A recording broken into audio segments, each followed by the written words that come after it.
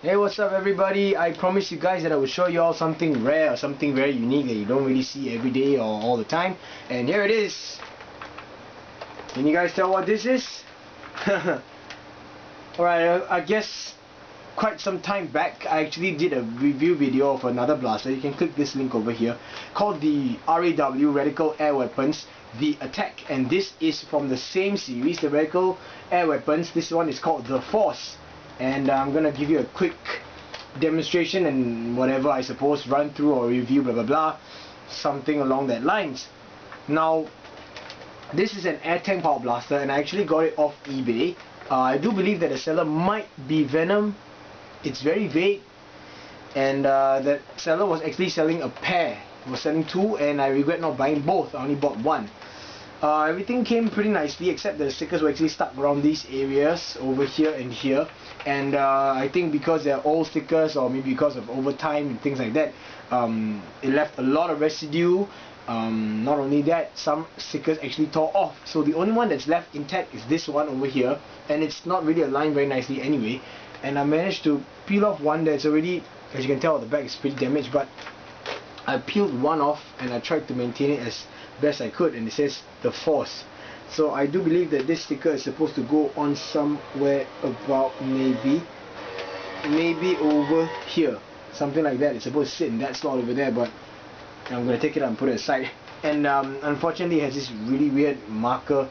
This marking over here is done by an ink pen or something like that.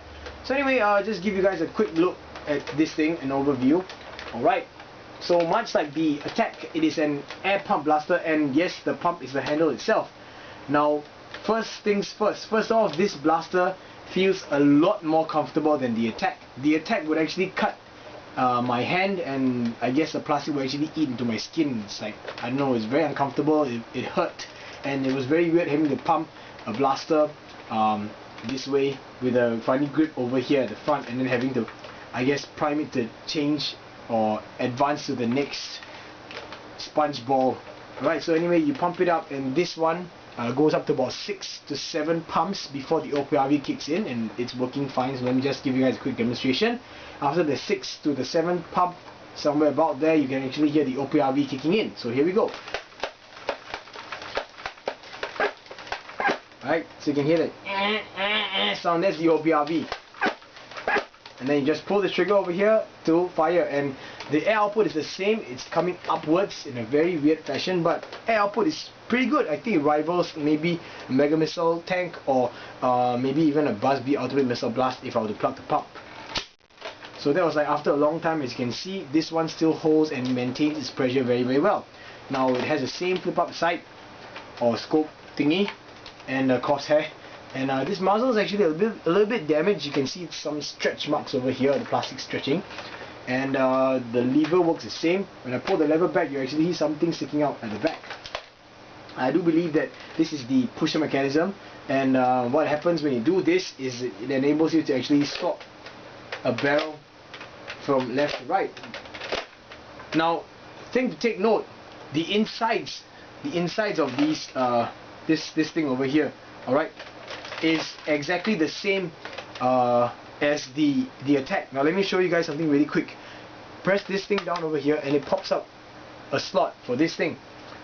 This is actually the, that cell that you would use for the Attack when you load it into the magazine. So you actually take those red sponge balls and you actually load them inside here, slot them in like so, make sure it goes in, and then this clip will actually go down, and then you actually change your barrel like that, push the ball in front, pump it up and fire, and when you're done, do this again, swap sides, press this button on the side, and this thing should come out like that.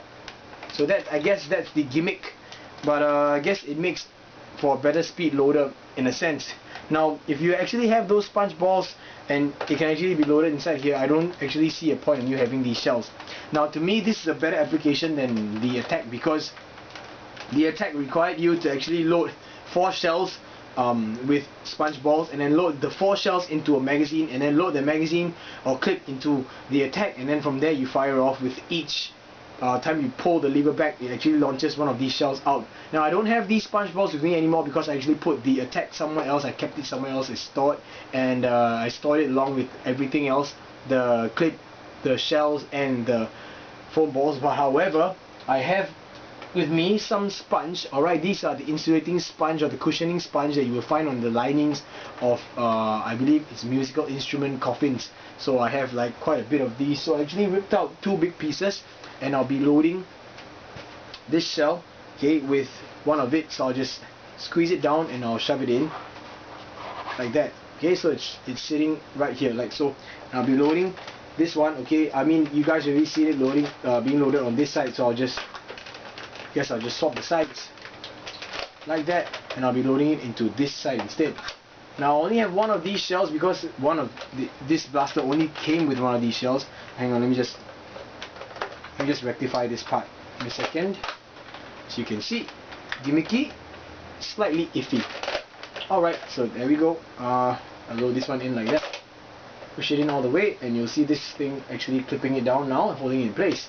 So now what I'm going to do for fun is I'm going to just load this other side without the shell with this bigger piece of sponge, and I'm just going to do whatever I can, shove it all the way in like that. Okay, so now I'll just give you a quick full demonstration because these are not the correct foam balls. Alright, so what you do is basically select your barrel of choice.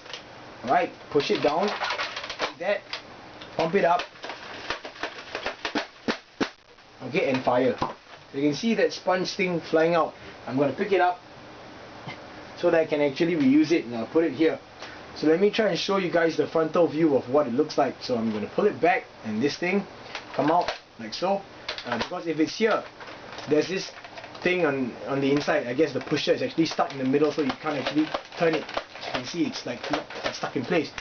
Put this one back, turn it over. Now I'm going to try and push this down slowly so that you guys can actually see the sponge coming out the front, much like the way the attack worked. So I hope you can see that. Sponge is right here now. Pump it up. Fire it off. Alright, load the next barrel. Kind of like a speed loader. I kind of like this application instead. Now what I'm going to do is I'm going to do this. Turn the side. Press this button to flip this out like so. Alright, and then close it down again. This one might have a problem. Oh no problem. So yeah, it fires fine. So that's how this thing works. That's the gimmick, and you basically just grab your shell, load it up, and put it back in like so. So it's pretty interesting. I kind of prefer this application instead over the attack, and it's a lot more comfortable to handle. As you can see, it feels more like a shotgun grip. And I do believe that Make It Go actually has one of these also. Make It Go, correct me if I'm wrong, but I do believe I remember you actually posting a picture of one of these. Or at least I remember grey and purple blaster. So it might be these. So if you guys come across this, it's pretty interesting. Now I'm intending to actually open this beast up and see what kind of an air tank it is on the inside. And the biggest downside, I haven't gotten to that yet, is the grip itself. It's very wobbly, as you can tell. I mean, it's the same for the attack, but I mean, there's nothing that you can really do about it since it is a pump, and the pump is actually circular on this part over here.